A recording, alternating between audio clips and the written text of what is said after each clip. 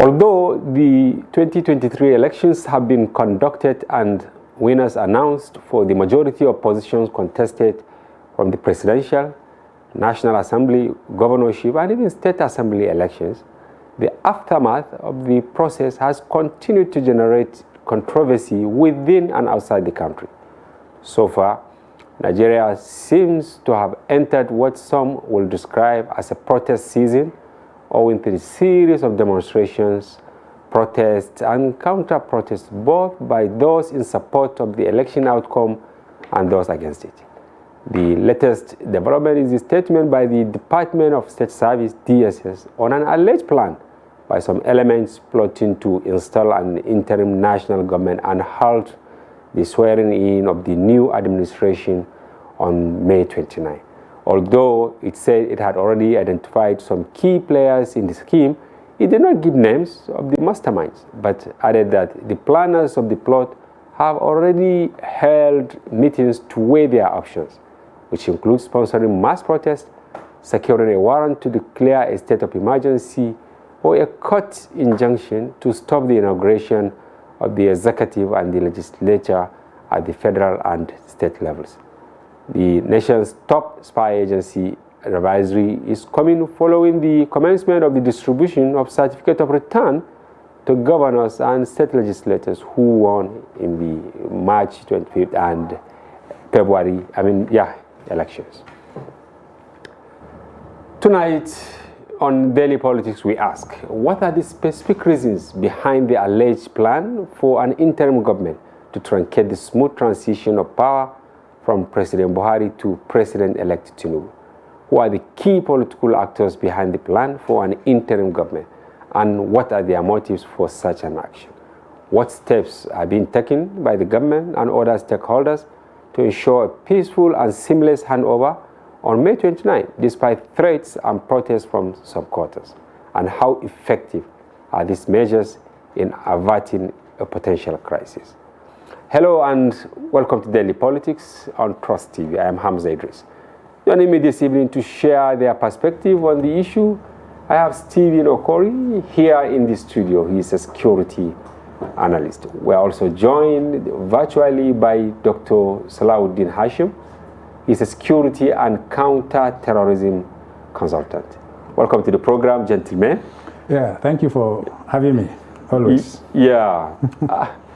Mr. Steve. Yes. Very problematic. I'm finding it difficult to actually reconcile some of the things that are happening. Expectedly, after elections, what should have Nigerians be doing since after elections?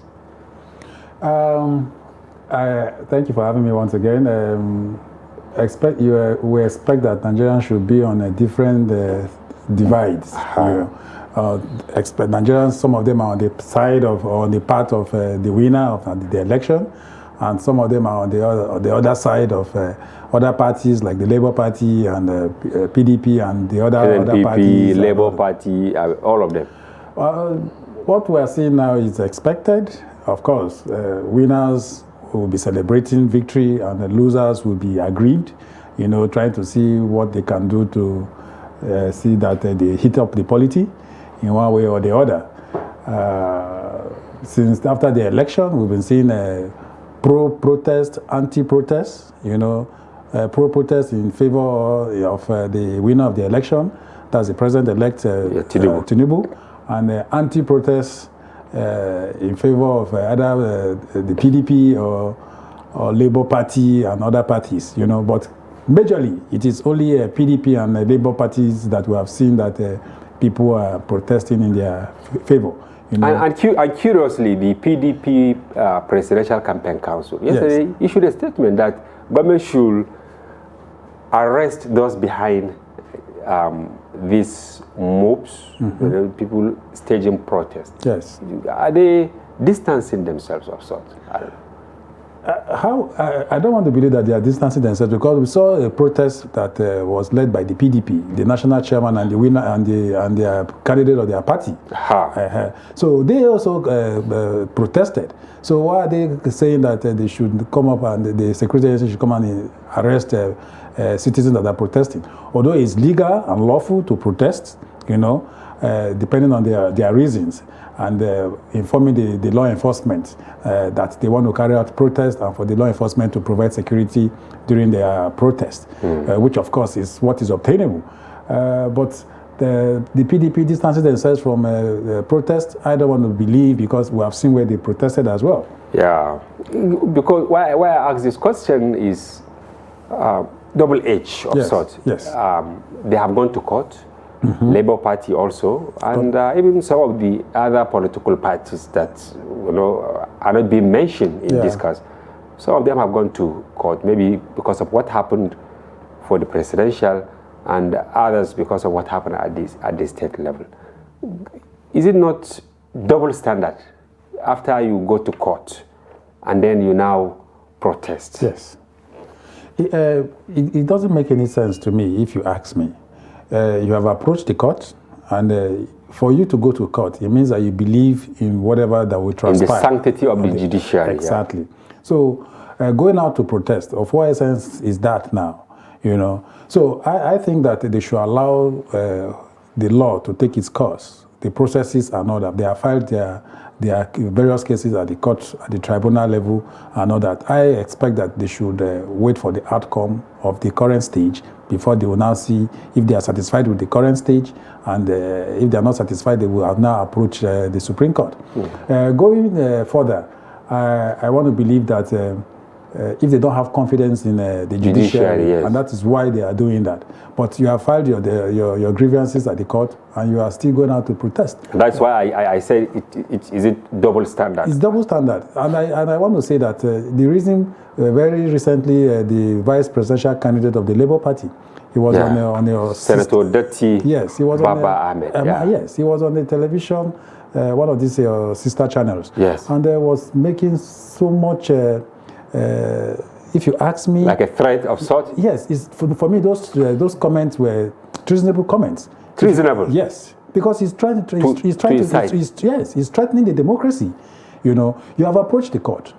Why then are you coming to say that President Buhari should not hand over to the president? Okay, was it the comment that he alluded to? I mean, he targeted the Chief Justice of Nigeria. Yes. Not to swear in Tinubu. Yes, and even went further to say that President Buhari should not hand over to President-elect Tinubu. Now, the body that is saddled with the responsibility of conducting elections, the Electoral Management Body, which happens to be INEC, they have conducted the election. Results have been announced. A certificate of return has been issued to the winners. Yes. Now, that certificate of return is a symbol of authority. That certificate? Yes, it's a symbol of authority now. Because some people are taking it lightly. Why should they take it lightly? It's a symbol of authority. Without that, you can't be sworn in. So it's a symbol of authority already. And we should as well give respect to that such symbol. Yeah. Whether you are aggrieved or not, you have to, for the time being, accord respect to that symbol. Wow. Okay. Dr. Salahuddin, if you can hear me, what is your take on the first question I asked? That elections are gone. We have done it, the presidential, the National Assembly, state legislature, and governorship, all gone. Is it not time for Nigeria to switch to another mode, considering what is happening now? Yeah, thank you very much. I think, unfortunately, we have vested interests who are keen on thwarting the democratic process in this country. And like I've always mentioned, that of all the organs of our democratic processes, the political elites are the only ones who have refused to transform. And that is because of the winner-takes-all kind of syndrome that they have adopted over the years. And for them, it is not about the country. For them, it is not about citizens. For them, it is not as a result of servitude. It is because of their own personal interest. And that is why it is always popularly mentioned that politics and the political elite in this country serve only themselves and not the country in any way. And of course, coming to the conversation that we have, yes, the elections have come and gone. It is only civilized that political class should recognize that once you have been able to reach a certain milestone, then of course you recalibrate, and then of course you go back to the drawing board and provide an opportunity for you to relaunch. And then of course you have ample time to plan for the next cycle of election. But unfortunately, in our climes, politicians have made politics an occupation. Because they do not have any other thing outside politics, and because that is the only cash cow. And that is the reason why people are very desperate to grab political office.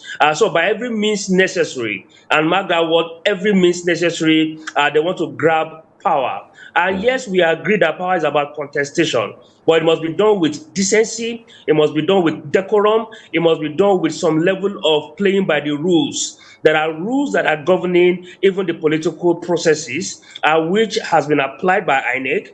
And of course, for every game, there are going to be winners and there are going to be losers. Even for spirits of sportsmanship, it is expected that you extend your hands of fellowship. If indeed those who are planning and making an attempt to subvert or undermine the process, if you cannot have the interest of the nation at heart, and you are now calling for an interim regime, that in itself is a blow, an aberration on the system. It shows that you are not a Democrat.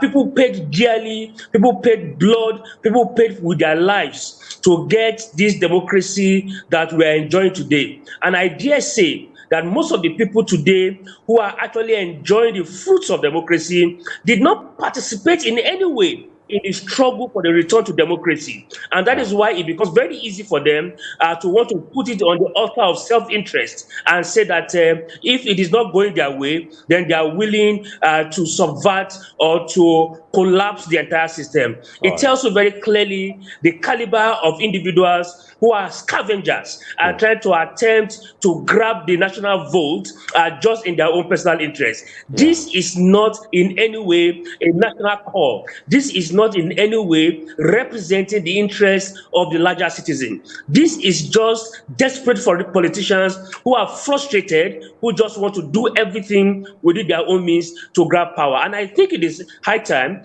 for security agencies to activate every form of intelligence that will help them to contain, to prevent, and to deter this kind of attempt to subvert the democratic process. And I think it is high time that there must be some level of caution and sanction, because when people begin to abuse and issue statements at the detriment of the entire country, that can inflame, that can rile up the citizen, that can undermine we must contain and prevent and of course sanction them. Otherwise it becomes a popular opinion. We must learn from the Rwanda experience. We cannot allow it to you have heard Dr. Salawi. He appeared very angry. I can see that. Yes, and furious. Very furious. Yes, and you were saying something earlier, you know, certificate of return, its value. Yes. Now I want us to draw a parallel between what is happening now and 1993, 30 years. Because most of those protesting, they were not there. They weren't. So do they really know what interim government is? And does interim government has a place in our laws? No. You see, unfortunately, people that are even calling for interim government, I don't think they even have a history of what is contained in our constitution. Interim government is alien. It's not known to us. It's not known. It's not known. It's not known anywhere in our constitution. What happened in 1993, the president, the head of state then, was not elected. He wasn't elected, so he used his, veto power. Yeah, you know, dictatorial tendencies. Exactly. And he applied that, and we saw the outcome of how it played out, you know. But you can't come and begin to play the axe for that now. Interim government is alien, just the way I said. It's not known. It goes to show the desperation of the sponsors of these people that are asking for interim government. We have a president-elect. Yes. He has the certificate of return. May 29th, he'll be sworn in. And these are some of the differences with what transpired in 1993, Yes. because there was no president-elect, right? There was no declaration. There was no declaration. But MKO did not have a certificate of return. And that was why General Babangida did what he had to do, you know. For just 6 months or thereabouts. Exactly. It could not stand. It was nothing. Interim government was more or less nothing. It's nothing. Putting on nothing. Exactly. So coming to think of interim government now, my question now is, who are these people that are asking for interim government? And these are some of the questions actually we have in bulk to ask some of you who are experts in this area. Now, we begin to have these divided feelings. Okay. Or is it that the sponsor or the people that are plotting this interim government, are they coming from opposition party?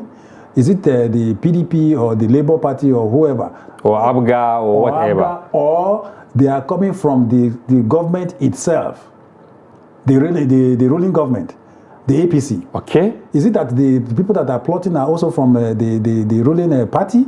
Because if you ask me, the people outside, I mean the opposition now, I don't think they have the powers to begin to see how to plot for an interim government. Yes. Because how will they achieve that? The president has assured Nigerians that he's going to transmit power to the incoming government. He has assured. He even put in place transition committee. You know, just yesterday or so, we saw where the president-elect nominated 1 or 2 persons into that same transition committee. Yeah. So it means that the process is being followed on how to see how to transmit power. So asking for interim government, how would that one now even come in? That's my worry. So it means that they are plotting. And I see that plot, cannot even hold water. It cannot stand anywhere. You can't okay, let's take Dr. Salah. What is your take? Who are behind this thing? We are still confused before we get to the DSS. Who are behind this? Because Mr. Steve also said it could be from within or from without. Yeah, you know that attempts to sabotage the system oftentimes come from different quarters. And obviously, you recall that there were a lot of speculations and perceptions in the build-up to the general elections. And one of the very strongest one was the fact that it is believed popularly that the presidency, and of course, you separate the president from the presidency, that the presidency does not support the candidature of the party because they believe that maybe for some reasons, he's not somebody who is easily manipulated or controlled. So obviously, you recall that even the president, when he casted his vote, he raised it up. And when he was condemned because of the secrecy of ballots, he said, look, he had to do that so that at least his friend and of course the president-elect does not see it as a potential, maybe he sabotaged him and all of that. And you recall too well that the presidential election in the state was also lost. So there were a lot of speculations, and of course, if you recall, that there were also a number of policies that came in the build-up to the election. One was the cash swap policy, which was also popularly believed that it was an attempt to stop his candidature. And you recall too well that he was the only person who kept antagonizing and kept making public statements about the fact that that policy was ill-timed and that it was targeted at his own success. And of course, we had the issue of fuel scarcity, and there were quite a lot of issues. And he kept coming out to raise alarm and saying that, look, there seemed to be some sort of internal wrangling and implosion within the party or the presidency to undermine his own emergence, so that at least they can have this thing go the other way around. But unfortunately, against all odds, I mean, the fact is that you cannot like anybody and you cannot like everybody. There will be situations where people you don't like assume the echelons or top echelons of political power. But the fact is that there seems to be some level of orchestration across different stratas within the power blocks that are trying to suggest this. If it is not so, there is nobody within the city citizenry who has that mandate to be able to subvert or undermine or to cut across this entire system. So for the DSS to have raised this alarm, it tells us very clearly that one thing, that there are people within the power blocks who are also suggesting and trying to test the waters, test public perception, and see if indeed it is a possibility. If you recall that the only one time when we have had the issue of interim government was because, yes, there was a popular regime, yes, there was a successful democratic process and electionary process, yes, a winner emerged, but of course the military junta at that time felt that there was a need to undermine that, and they brought in an interim regime that also, and it was a fallout of the then Center for Democratic Studies, who felt that, that might be the only reason for the government to transit in such a way from military to democratic rule against popular oath. But this has been a nascent democracy that we have consistently nursed for over two decades. And one thing I want to mention at this point is that there is no nation democracy or development that is linear. We learn Europe and America grew and developed in the barbarian age, where there was no social media, and there was no satellite to be able to view how they wrangled and all the mistakes they made. But the fact is that we are always very quick to condemn our own. We are very quick to undermine our own processes. And it was even for us, the citizens, that put pressure on INEC and said, look, we want a technology-driven election to promote that transparency. Now they brought the technology. Yes, there were glitches because our democracy is not developed enough to be able to, at this point, begin to use technology. But we put all the pressure. We said it would help, and now the thing came, and we are now facing. Look, we are a third world country. We still have situation where our ATM does not dispense cash even after you use it. I have some monies now that I have actually used as transfer. For the past 3 weeks, I have not gotten reversal.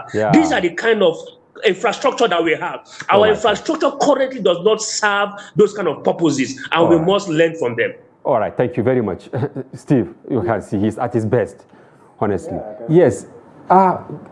Look, are there even reasons for people to start contemplating that there should be interim government, going by the fact that INEC started this process since 2021, right? Around February, when they issued, timetable and all that. It took a whole 30 months to get to the peak.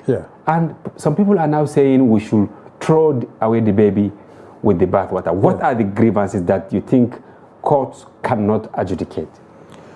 Yeah, you see, it's unfortunate that Nigeria, we see Nigeria as a country that anything goes. There's high level of impunity. People make statements without looking at they don't weigh the implication. Exactly, the gravity of statements that they make. INEC spent over 300 billion to conduct this election. And I see Nigerians coming on board to say that the election should be cancelled and a new one be conducted. I begin to wonder. Over 300 billion is not small money. Now, whatever grievance that you have, that is why we have elections, pre, during, post, and after that, we have the court. At the court, we have two stages.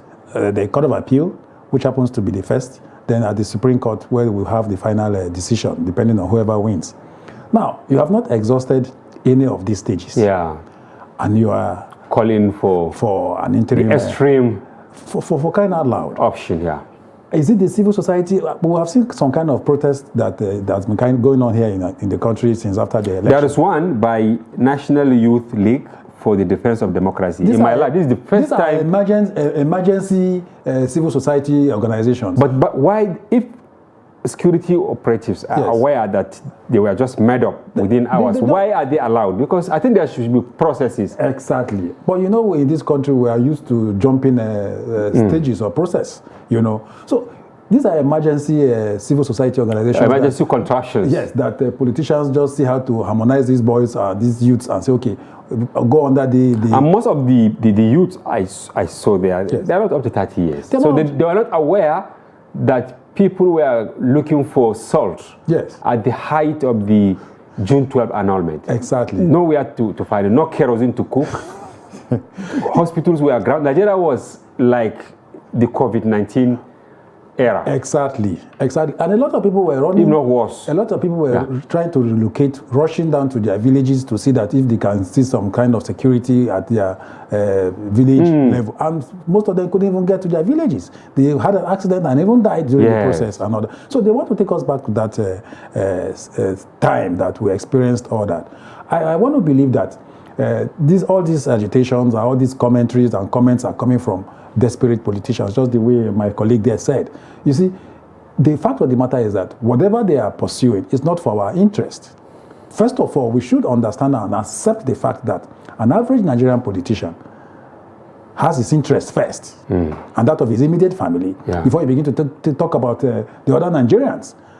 We have to be real here, you know. So when they begin to push you, you know, for certain reasons and all that, you have to look at all these options, weigh them. Well, as they push you to go and agitate or protest and all that, what do you stand to gain? What do you stand to gain? You can even and what are you going to lose? You can even ask them, where are their own children?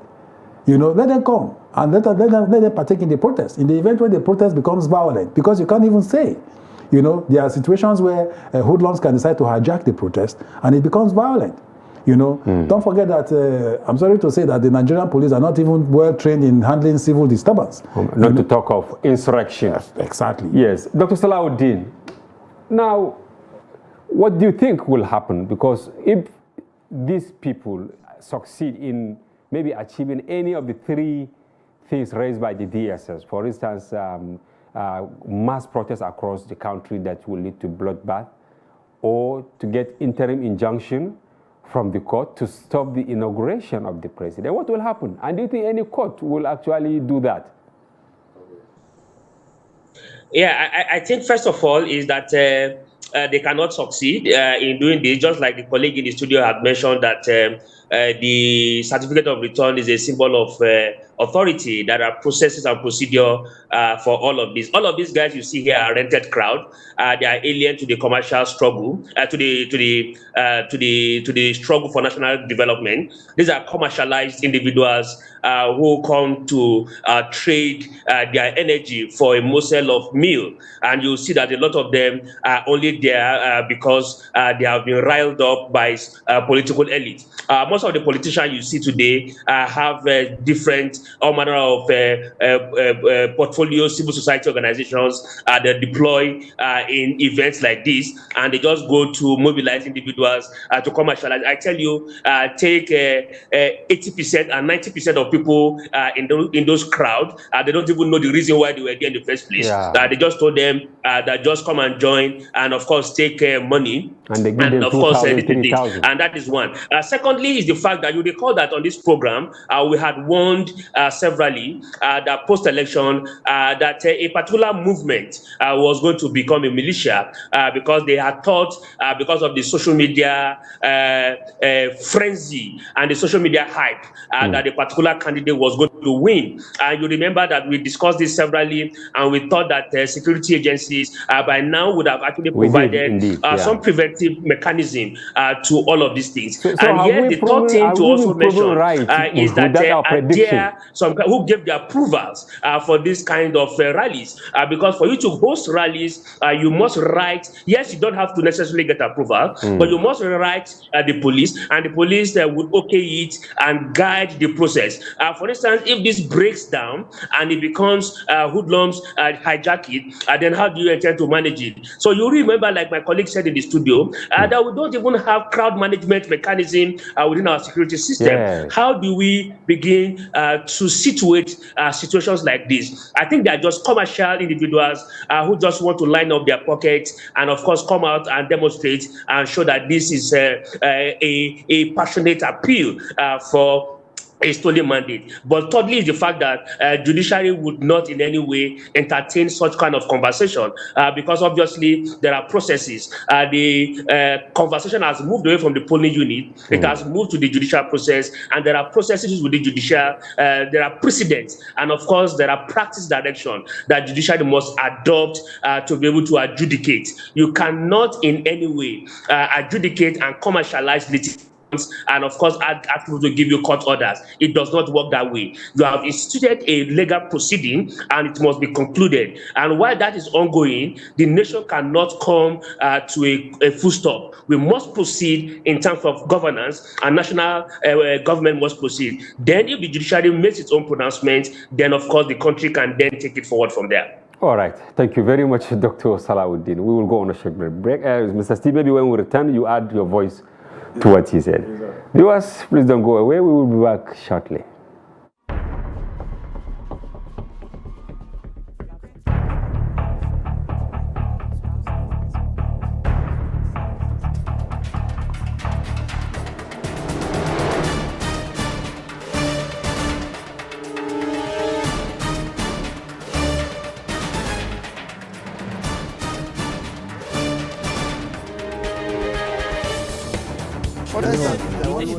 That's great. It's good to see you.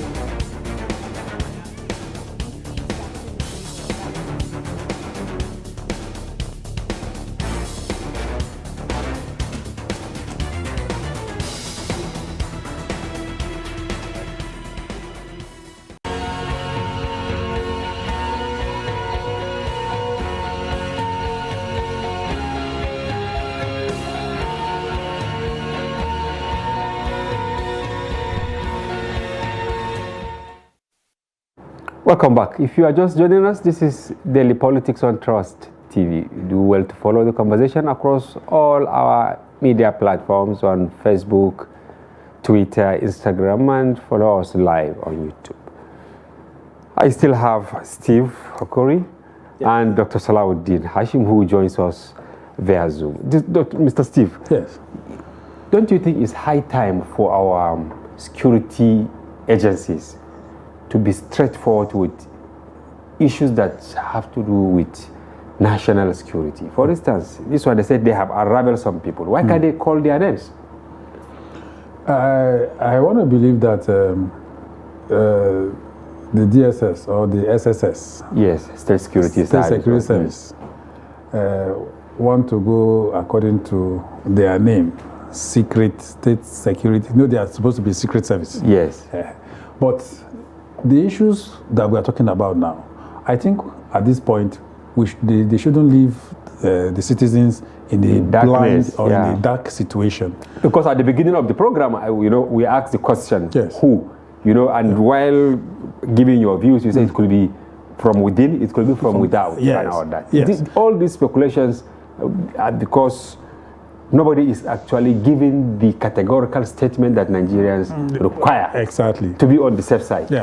I don't want to see that the point they want to stop here. Maybe going forward, they will come out to tell us the categories of persons or people that are trying to say how to truncate the transition of power from the current government to the next one. But I think it's high time for them to let Nigerians know that these are the set of persons, so that we will know that these are the enemies of the country. Because enemies of democracy. Yes, anybody that is asking for interim government is calling for anarchy. Is calling, and insurrection. Exactly. So we should perceive or see such persons or people as enemies of democracy.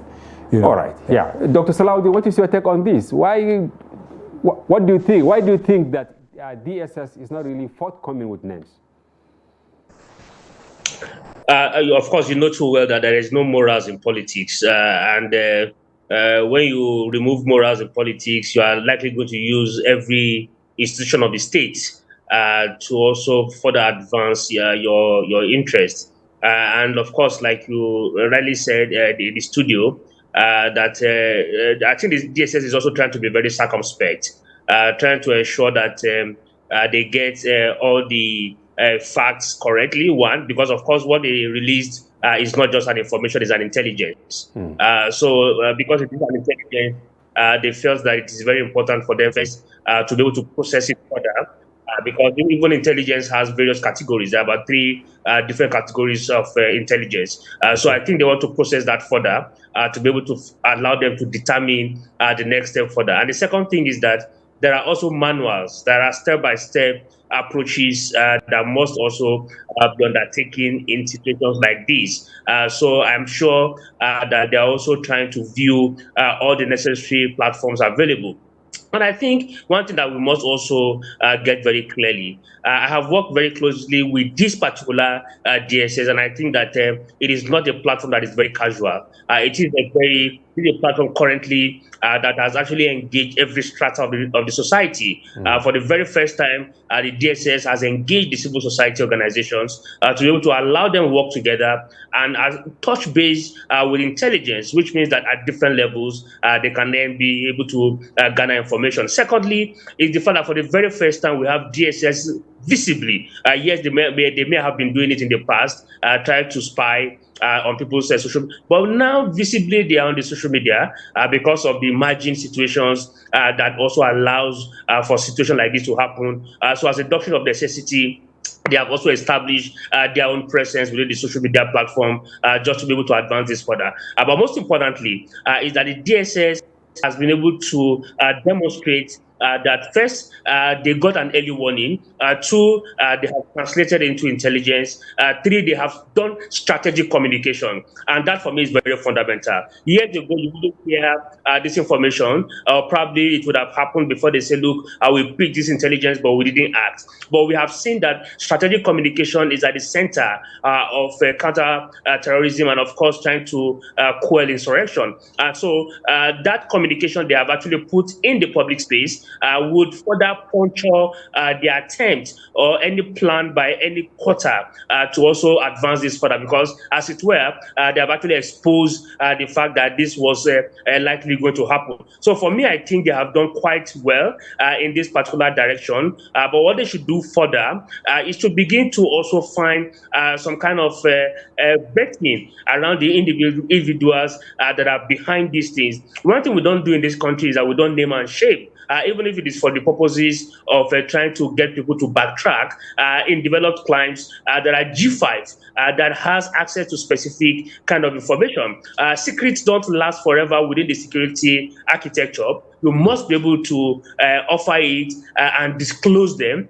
As a matter of fact, proactive disclosure helps to be able to contain any matter of insecurity. So, I mean, gone are the days that we think that secrecy is one of the biggest assets that you must advance in national security. Yes, on the one side, you have items that you must classify, but there are items that you must declassify. And those who have also attempted to subvert our democratic process should not be classified as some people that you should protect. You must expose and you must continue to put them in the public domain. All right, thank you very much. Steve, why I ask this question is simple.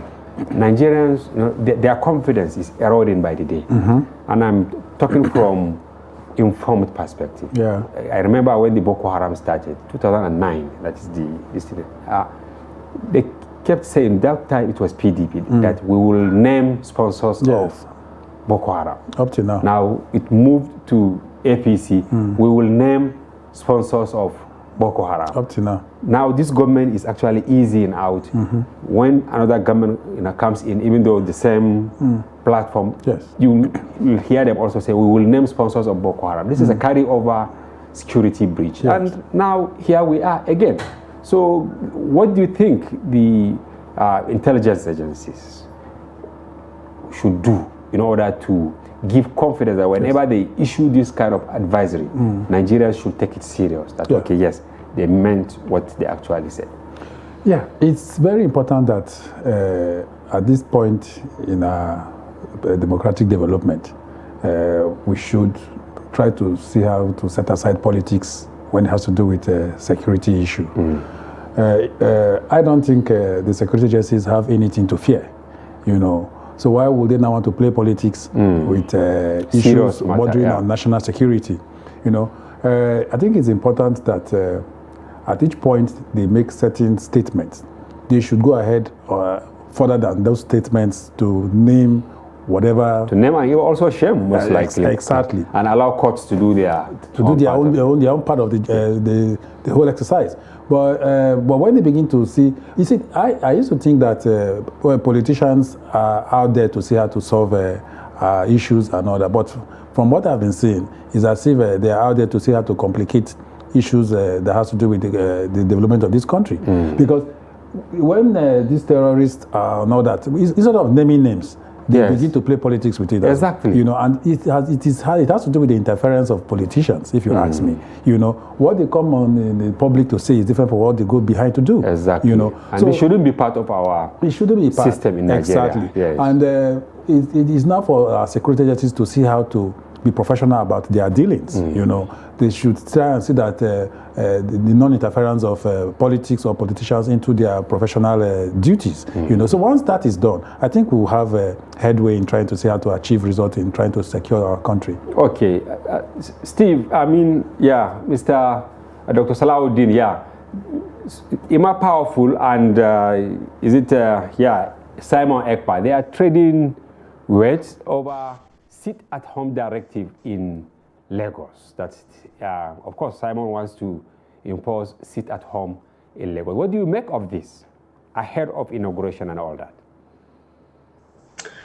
I think those are part of the attempt to test the wits of either the citizens, of course, or what they see. It is one of the most dumbest, if there's any English like that, directive to have given, particularly the place like Lagos, to have requested that some sit at home should begin to happen. And I think one very fundamental issue that Nigerians at large must understand is that people who live in diaspora and try to set the nation ablaze, people must actually watch very clearly what exactly is the intention behind it.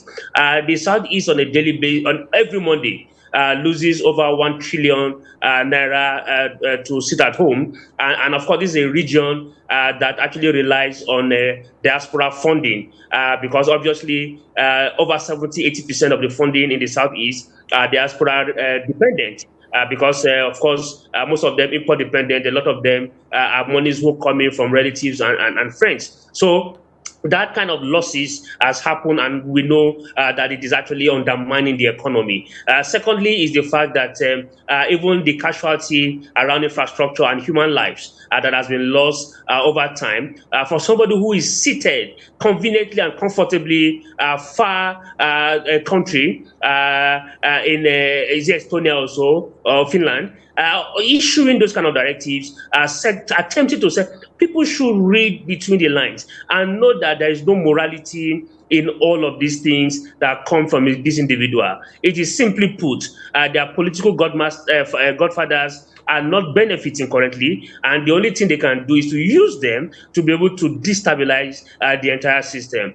For instance, for God's sake, if war breaks out, God forbid, in this country today, somebody who is in Finland is not going to be affected in any way. His family or friends, his family are not even here to even suffer the consequences. But people, and that is the gullibility that also goes with followership. A lot of the time we blame leadership in Nigeria. Leadership tsunami, leadership disaster occurs and happens in Nigeria, we agree. But there is a lot of followership challenges that we must also engage. Consistent political education must go down in the line of citizen. The fact is that, yes, we have a problem as a country. That we know too well. It's an established fact. Do we have leadership problem? Yes. Do we have problem? Yes. But are we making progress? Yes. Are we there? No. Are there challenges? Yes. But are there steps that we are taking to be able to remediate? Yes. So if we are making slow and steady progresses, and people from external, from the outside, are now attempting to undermine it,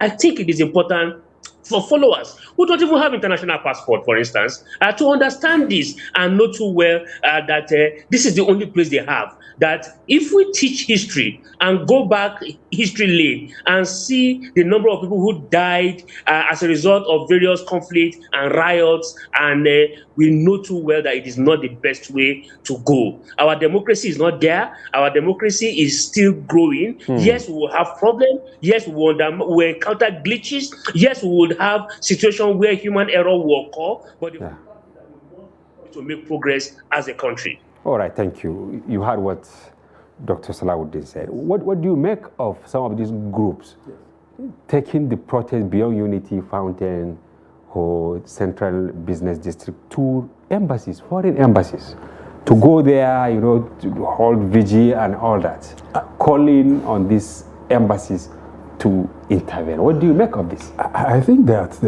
they don't even know what they are doing, because they think they are embarrassing the state, but for me, they are embarrassing themselves.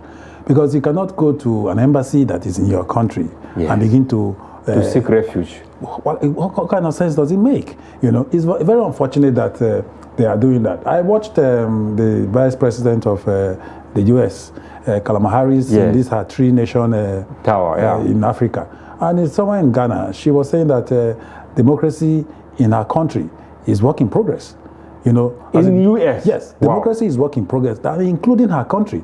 So meaning that they didn't get it perfect. It's not perfect. So looking at us, how old are we in this our democracy compared to the U.S.? You know, less than 25 years. Yes. So it means that it's a work in progress, and as we get along, we keep improving. You know, and with all these challenges that we're seeing in these last elections and all that.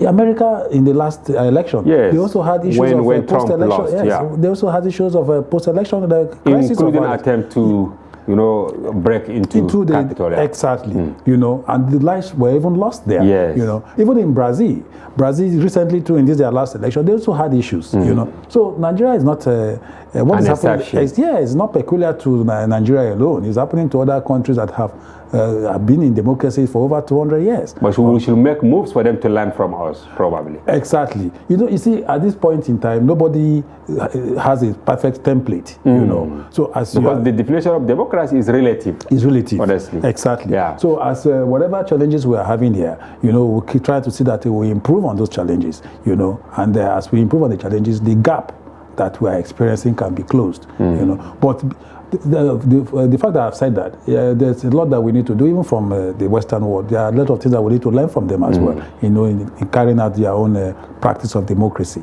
You know. So, by and large, these issues are not new. Yeah. They've been there since the inception of democracy, right from the First Republic up to now. We're having issues and all that. And as time goes on, we keep improving on them. Yeah. You know, and INEC too should try and see that issues like this don't even arise, because most of these challenges we had in the last elections, that Nigerians are capitalizing on it and protesting and all that. Most of the issues came from the process of elections. Exactly. You know, promises that were made by INEC that beavers will be used. They created, in fact, they laid the ground for this suspicion. They laid the ground. So if you look at it, most contestants or candidates, they did not challenge the outcome of the election. But the process. They're challenging the process. Great. Yes, Dr. Salahuddin, now maybe a final one from you.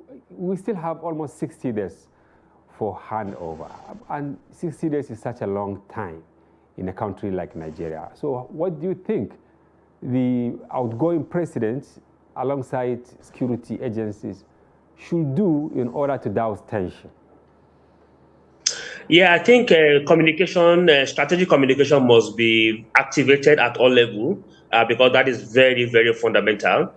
Because obviously, the only way to continue to appeal to people is to talk to them.